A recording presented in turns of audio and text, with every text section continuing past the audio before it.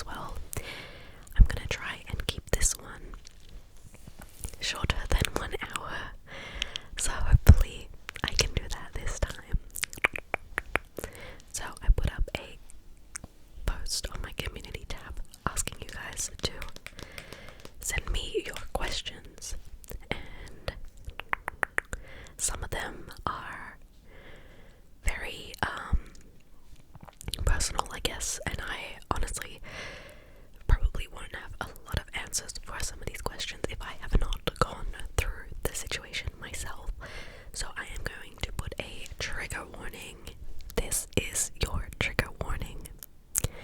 We are talking about toxic relationships. We are talking about a lot of things that might be triggering. So if you are not in the space or not in the emotional mental mind state to be listening to or thinking about this stuff, click off this video now and go watch a different one.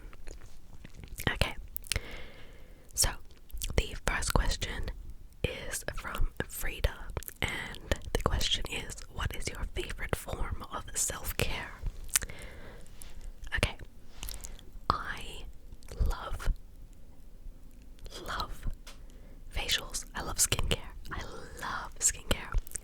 But currently my favorite form of self-care is getting my hair done or doing my hair myself.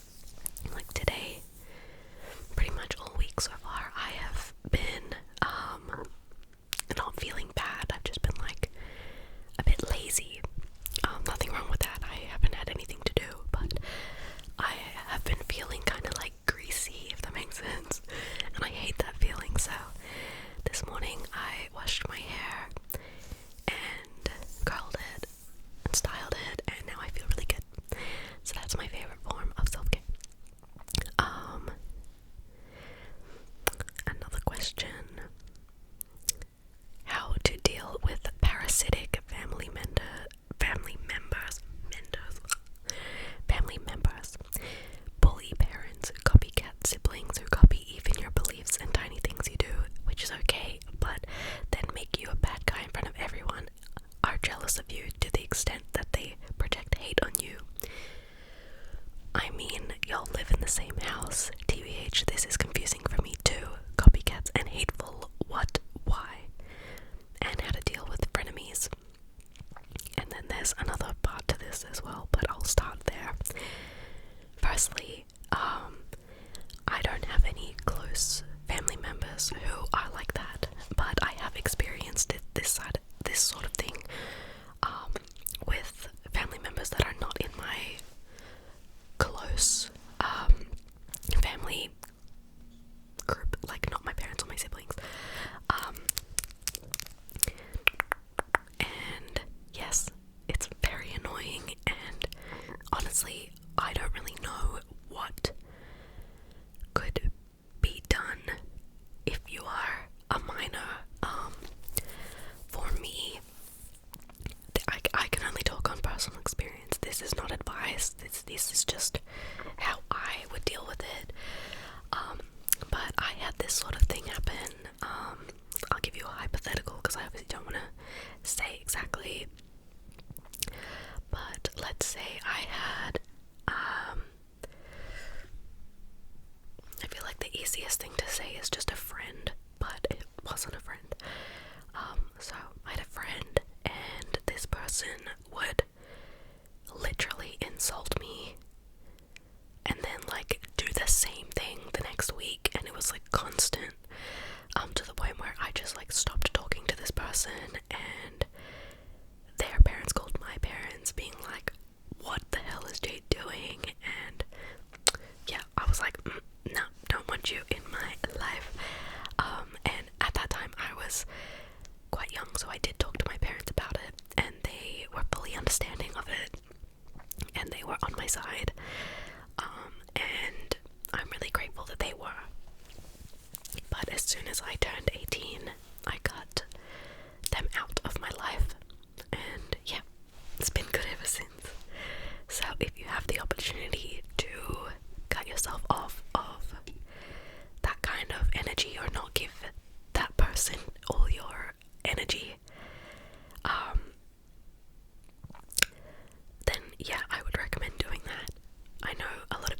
will say that copying is the best form of flattery, but it is so annoying, and I fully understand.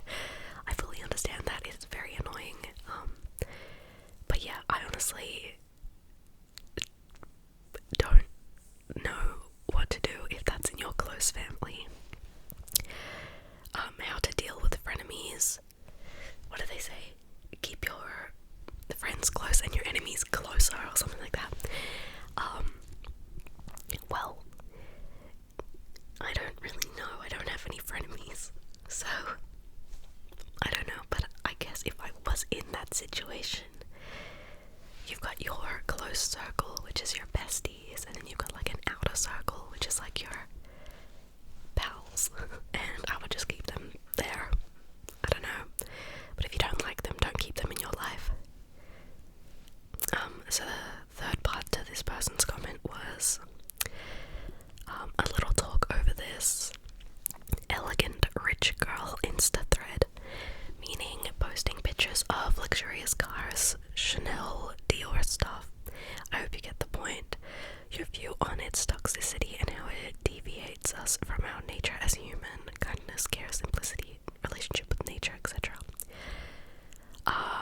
Honestly, I think just let people do what they want to do. I think that if someone wants to post about their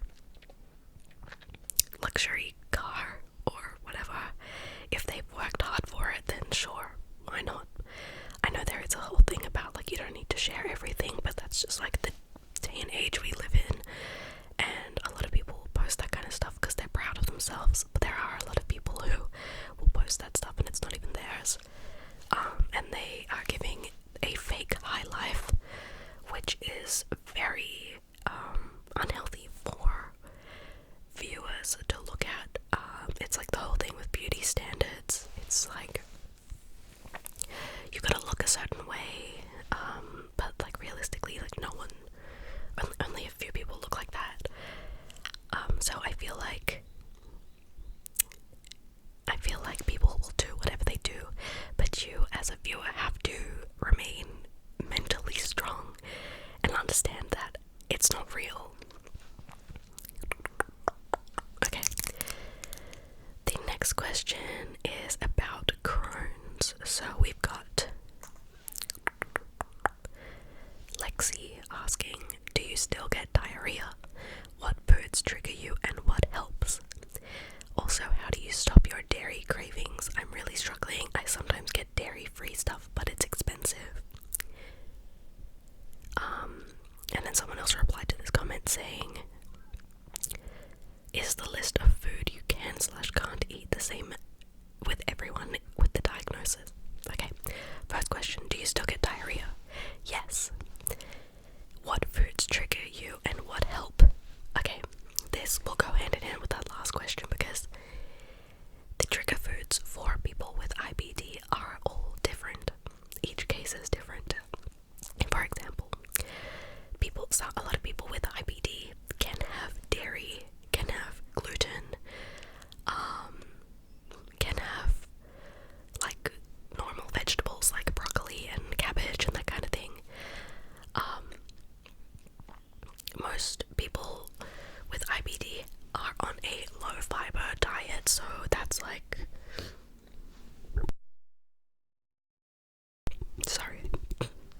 that's like potatoes and, no, is that even low fiber? I actually don't even know.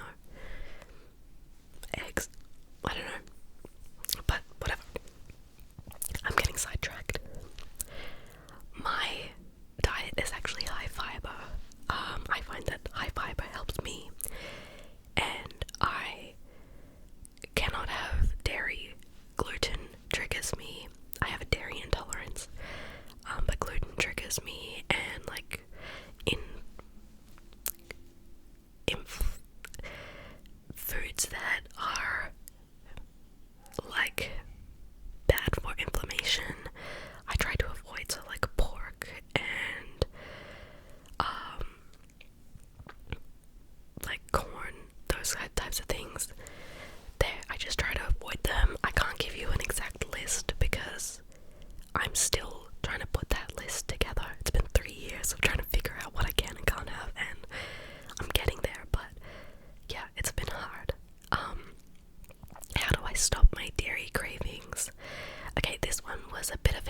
one for me because I've never been a big dairy person. I have never really liked cheese. Even if it was on pizza, I would peel it off. Yeah, I've never really been like a milk drinker, and chocolate was like kind of too sweet. But if it's like a cake or something, I loved it.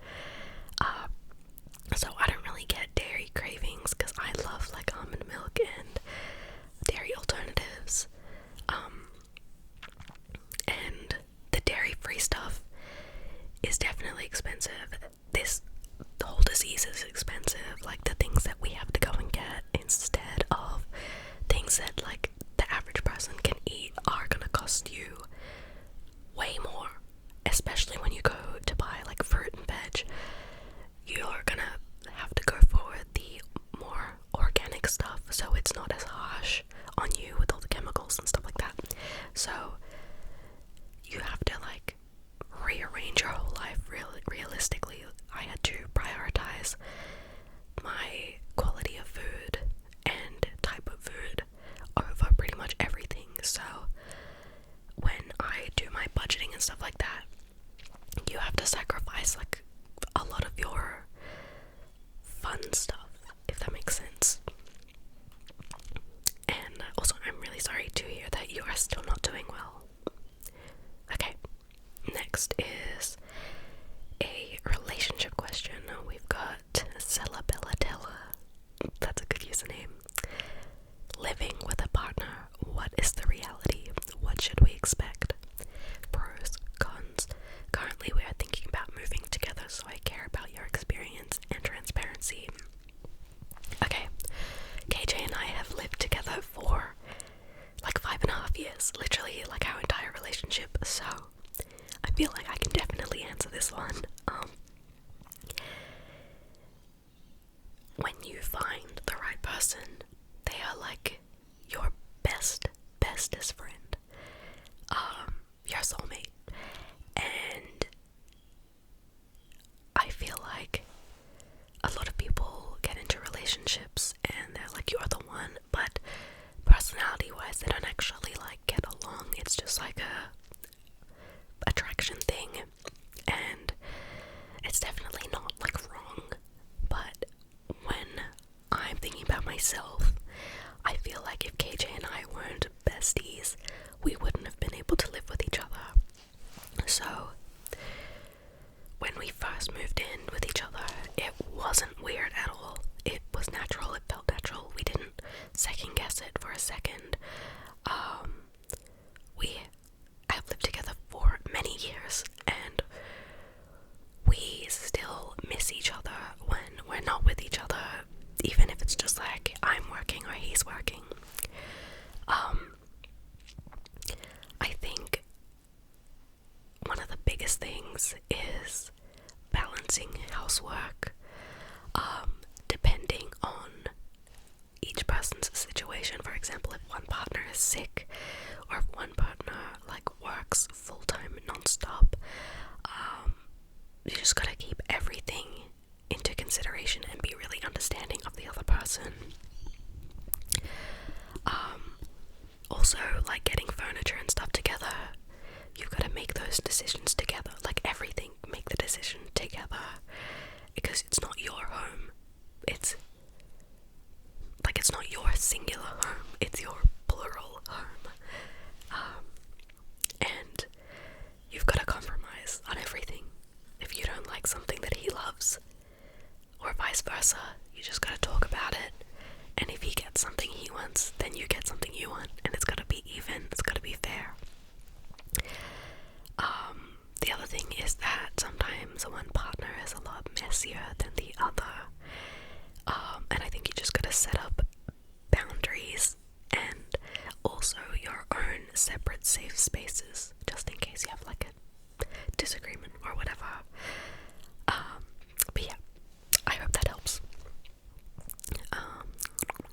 The next question is, do you get heavy period flow and cramps? Please share your regular period experience. Okay, so I'm currently 24, and for the first time was 16, I am not on birth control, and this was a huge personal choice for me. I'm not looking to get pregnant, but I felt like I honestly was listening to my body, and I felt like I didn't feel right on birth control. So from 16, I was on the pill, and then for the last 3 years, I was on the bar. I had the bar in my arm. I've got a scar from where it was removed, just there. And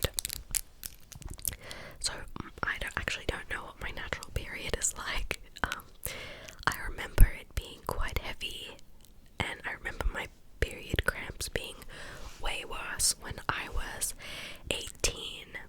As an adult, I feel like my cramps are definitely not as bad. They still come, but they're definitely not as bad as when I was a teen. When I was on the bar, my periods were all over the place. Like, they were regular around the same time every month, but sometimes they were super light and like super dark, and then other times they were like super heavy and like really bright red. So it was kind of all over the place. When I was on the pill, I would skip my period a lot as well. Since being off the pill, my period has been very heavy, very heavy, but my cramps have been fine.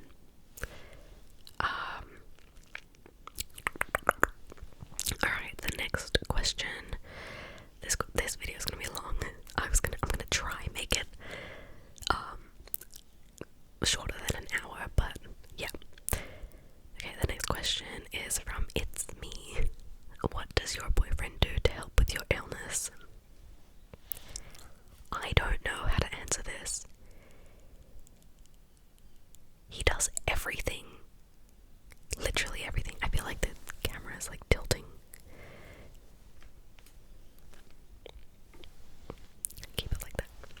Yeah, KJ does like everything. He drops everything for me. He's honestly like a carer. I don't know how to explain it, but I'm about to get real TMI, so be ready. Let's say hypothetically that I am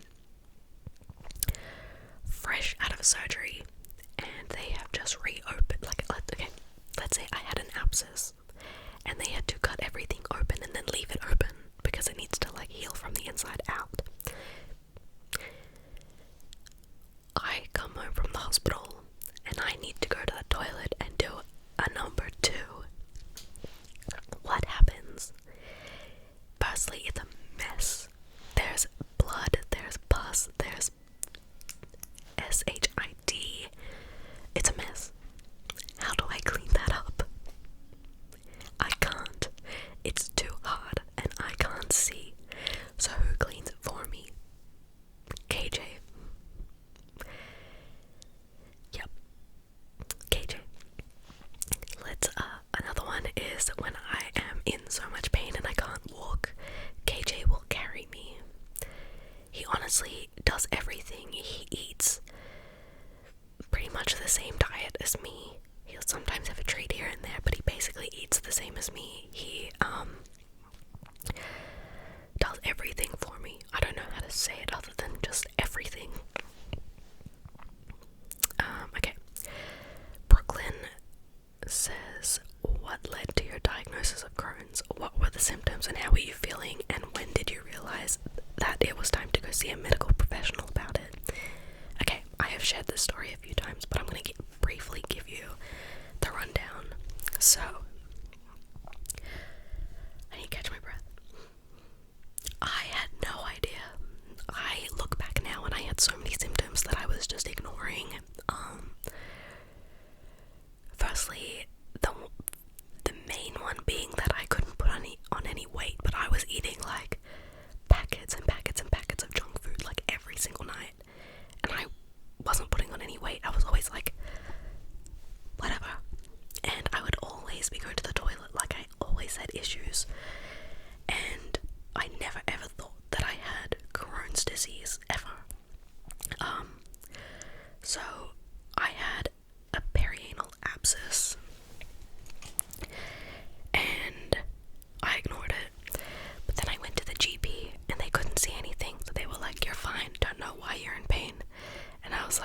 sweet. And then it got worse, and I called a home doctor, and they were like, you've got a perianal abscess, take these antibiotics. And I was like, yeah, okay, cool. Then I literally looked like I was dying. Like, I know it sounds like a joke when I say it, because I'm trying to keep everything like light, but I literally looked like I was dying. And KJ called my parents, and everyone came over, and they took me straight to the hospital, and I went to emergency, and I was so bad that I didn't sit and wait in emergency. They took one look at me and took me straight through, and I went into a surgery. And that was the beginning of my perianal issues. And then 11 months later, I was diagnosed. That's how long it took me to get diagnosed. But yeah, symptoms for anyone who's like curious is eating anything and like dying on the toilet afterwards. What else? Like chronic fatigue.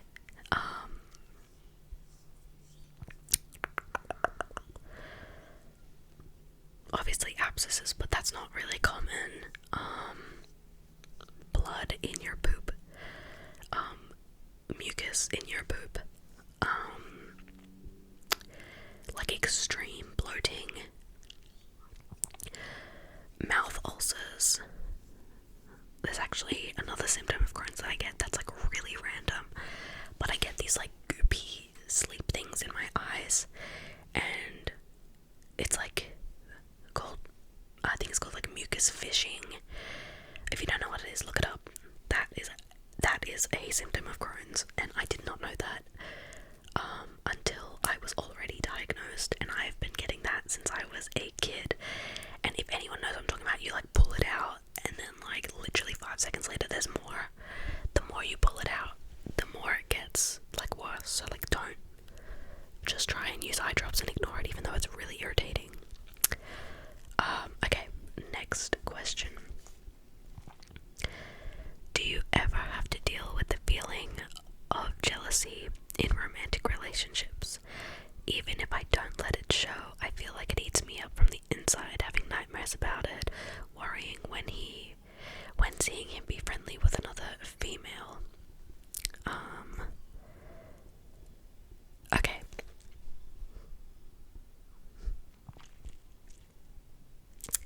I have felt like this, not in a very long time though. I feel like some people are not gonna like what I have to say about this, but I feel like the jealousy thing is very, very natural. And after a certain amount of time that you're with someone, I feel like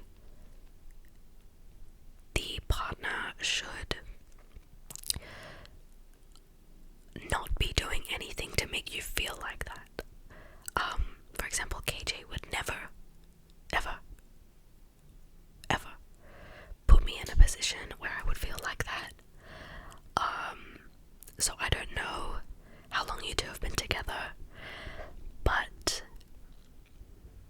I feel like you could talk about it, because at the end of the day, it's really like a respect thing, and yes, he may respect you, but like, I feel like there could be like a little bit more respect so that you wouldn't feel like that. But I so understand the nightmares like that. I feel like that's just a thing that happens when we overthink it. But yeah. Also, you've got to look at like past trauma and like trust issues if you have any, because I feel like you've got to get over those first if you have any. Okay, next.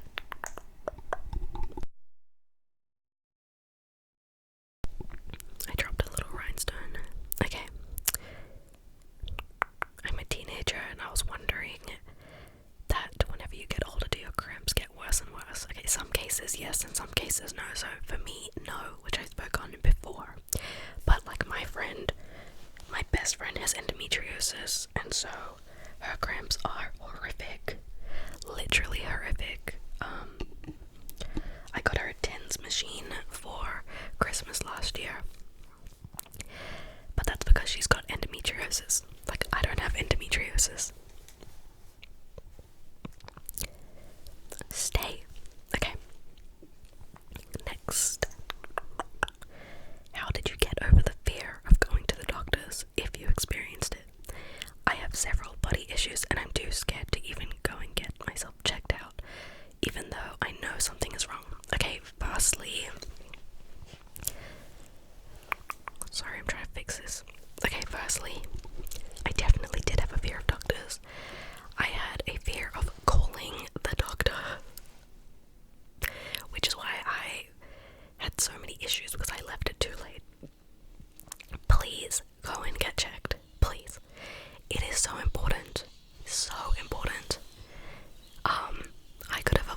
so much if I, had gotten checked earlier, but I didn't. And it's definitely one of my biggest regrets because I am now botched at my butt. So how did I get over it? I think this is sad. I didn't really get over it. I kind of just had been to that many doctors that it just became like natural to be calling the doctor and seeing the doctor and everything like that. But if you can, I would highly recommend going to see a female doctor if you are female. They are way more understanding and they care way more. From experience, that's just from my experience. My specialist is actually a male and he is the best doctor I've ever had, but my GP is a female and she is the best GP I've ever had. Next one's from Lillian. How long did it take you to find your makeup/skincare routine? I'm having trouble locking mine down, lol. Much love. Okay, so my skincare routine has been the same for like 4 years, or like very similar for like 4 years, and I played around with skincare for probably like 2 years before I found what I liked.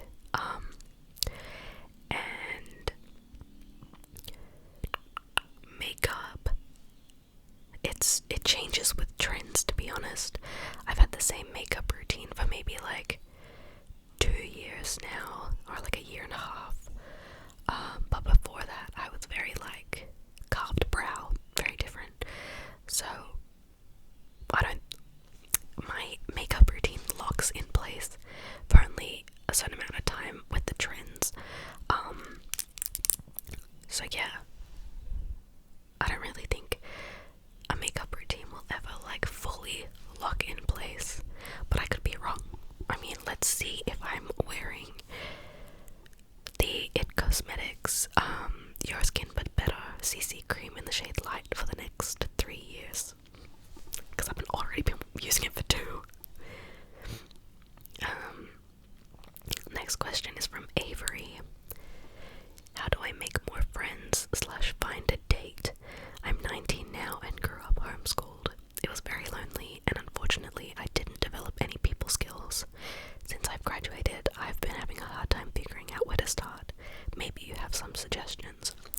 Okay, I was homeschooled for 1 year, and it was the worst. I didn't have any friends. I moved interstate, so I moved to a whole different state, and then was homeschooled for a year, so I knew no one.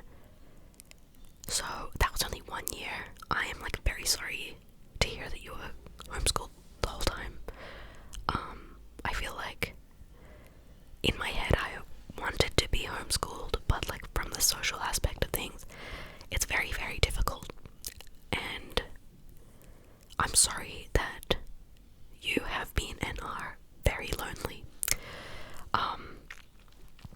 I see that you are 19 and I don't know where you're from, because in Australia, like the legal drinking age is 18, but I know in a lot of other places it's 21. I find that going out, like you can talk to a few other people, but then also the people skills thing is an issue with that, because I guess you need to know how to talk to people. This is a hard question because I've never experienced it this way. Okay, hold on. Let me think. I think my advice to go out is like the worst advice ever. Like, yeah, go out and have a drink. Like, no. I'm sure there's other places you can meet people. I feel like I have found some of my best friends as an adult at workplaces, so if you have a job, I would highly recommend not going on your phone during your work break. If you have a lunchroom, and actually like talking to your colleagues and seeing if you have any similar interests or anything like that, or if there's like a work party, that's your in. Okay, that's my advice. Work.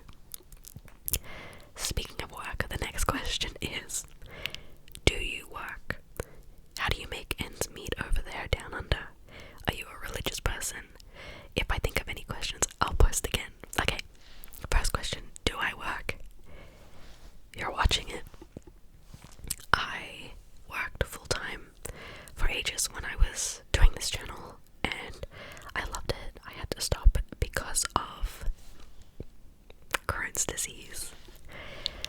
Yeah, I wasn't doing too well, so I had to stop working, which sucked because honestly it was my dream job.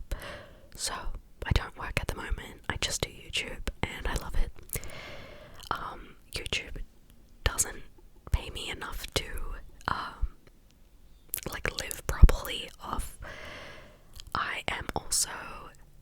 Okay, so just in the last couple of days I have been approved for the disability support pension from the government, so I now officially have government assistance to help me pay for my rent and my bills and my food and my medication and that type of stuff. And I'm very, very lucky to have been approved for that because it's so hard to get with invisible diseases. I'm pretty sure the only reason I got it was because I've had 9 operations, and it's more than invisible, it's physical. So yeah, and that was really hard to get because I waited since March and I got it in November. So yeah, it was a long wait, but I know other people have waited longer than that, so I'm very grateful to be on that and have assistance. Also, yes, disability support pension does mean that I am disabled. I'm not mentally disabled, I am physically disabled. And yeah, that's that. That's a bit more into my personal side. Also, KJ works, so everything is like, it's just getting by. Are you a religious person? I'm not. I was brought up Catholic. I went to Catholic schools. I even went to a Jewish school. In primary school it was predominantly Jewish, and I learned a lot. And I feel like going to the different schools and like learning about all different religions is the reason why I'm not religious. I have absolutely nothing against any religion. I am like, believe what you want, absolutely. Like, you do you. I'm not gonna judge. It's not my thing. I just like didn't find any interest in it at all. But yeah, I like learning about it from other people, though I find it interesting. I just don't have that belief. Like for example, Cloud ASMR. I'm pretty sure she's, I don't want to get it wrong, Christian or Catholic, I'm not 100% sure, but she posts about it a lot on her TikTok, and I absolutely love watching her TikToks about it. Like, I find it so interesting. So yeah.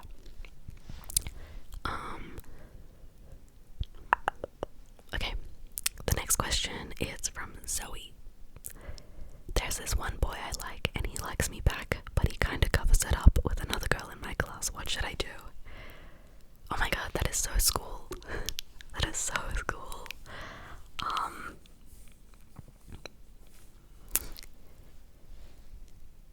How old are you? I'm gonna guess you're somewhere between like 14 and 17.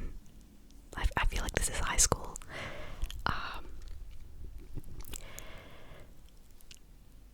Do you guys talk?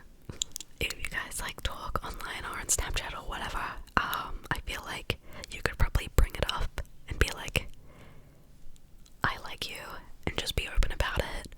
But also I'm like, if I was that age and someone told me to do that, I'd be like, shut up, because I wouldn't do it. But I mean, may as well, why not? What if he says yes? What if he says, I like you too? And if he doesn't, that's his loss, not yours. Okay, the next question is from ASMR Alexis. I have 2 autoimmune diseases, and I always struggle with keeping my energy up. I find that I'm just always tired, which I know is coming for autoimmune diseases. Do you have any tips that work for you? Do you work? Are you stressed? Because if you have the opportunity to try and remove the stress from your life, or as much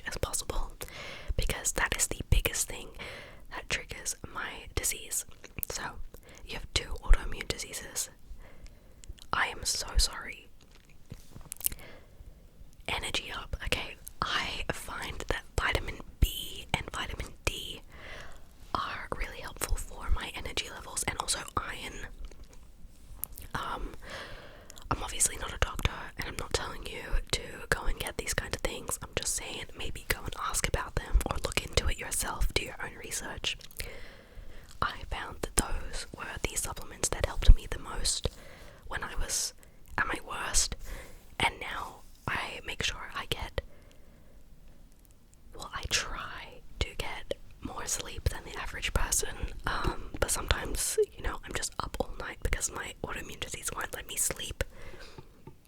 So, supplements are really good for that.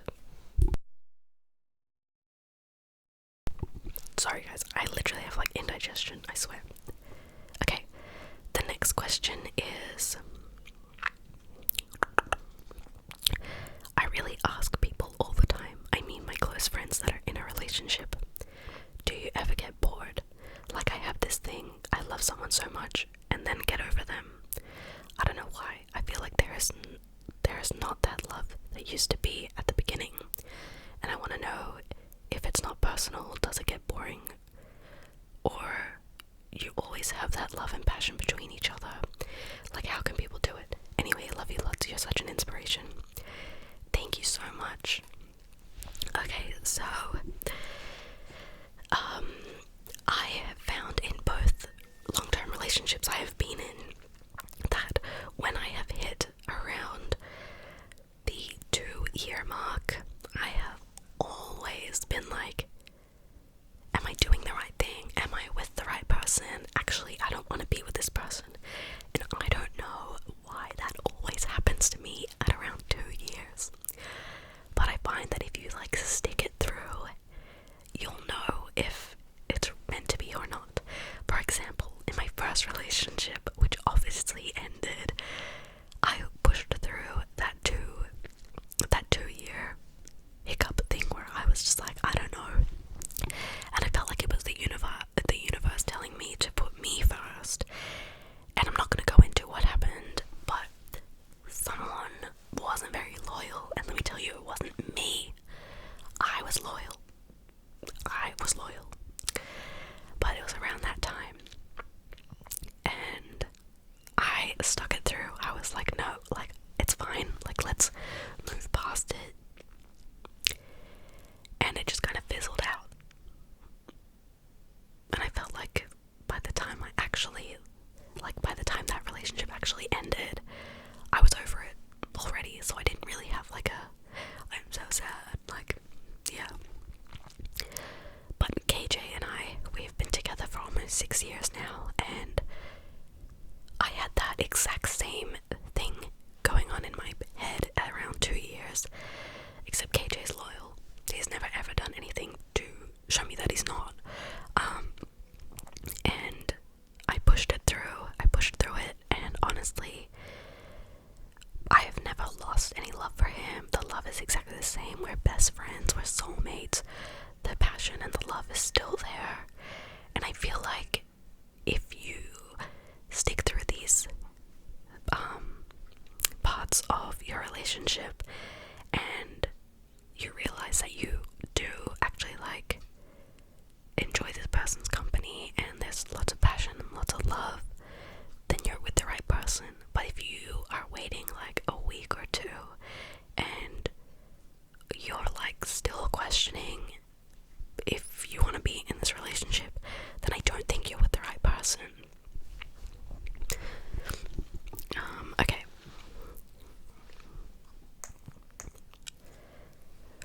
It's not a bad thing though, by the way, because you're like another person closer to finding your soulmate, if that makes sense. Okay, the next question is it difficult to be in the public eye while also managing chronic health conditions?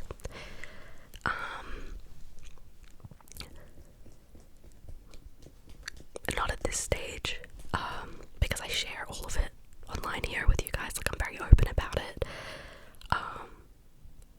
Like when I'm in the hospital, I make like community posts and make a poll and be like, what's your favorite Care Bear? Like I'm talking to you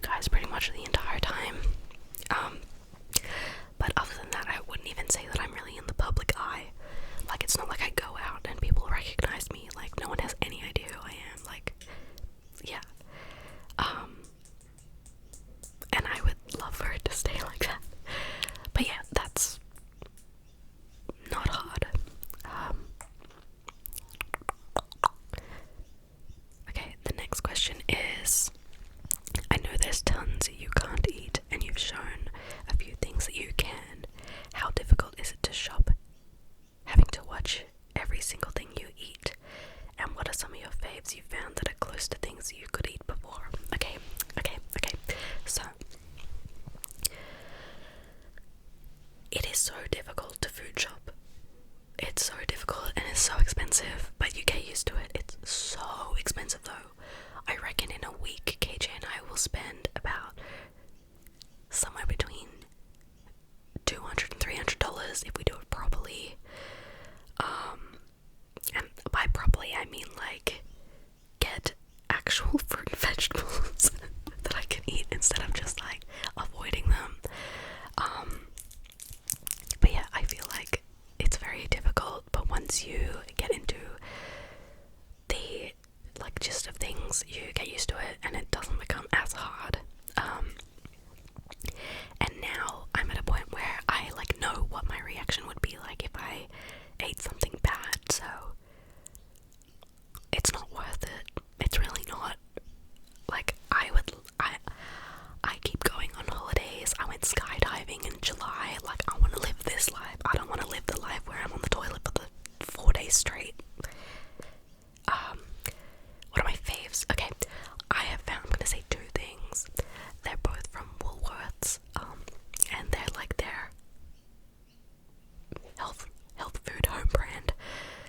But mint slice. So if you like mint chocolate, which I know a lot of people don't, there's like this chocolate thing. It's like chocolate on the outside, on the inside it's like minty cream type thing, like the filling of an Oreo, but like minty. And they're like my favorite thing ever. And I think that was the hardest thing I had to cut out of my diet when I got Crohn's. But Woolworths made a gluten-free, dairy-free option. It's so good. I think they're called like mint cream biscuits, and anyway, you should definitely try them if you have digestive issues and you like mint chocolate. They're so good, but they got heaps of sugar, so like just have one. Don't eat the whole packet. Sugar is very, very, very bad for inflammation. The next thing is Oreos. Woolworths also do gluten-free, dairy-free Oreos, and it's the same. They literally taste exactly the same. They're so good. So good. And I don't know what they're called because they're definitely not called Oreos. But yeah. Guys, I think I'm gonna have to end this video here and film a second part to it. So then it'll be like part 3 or something. I don't know. Because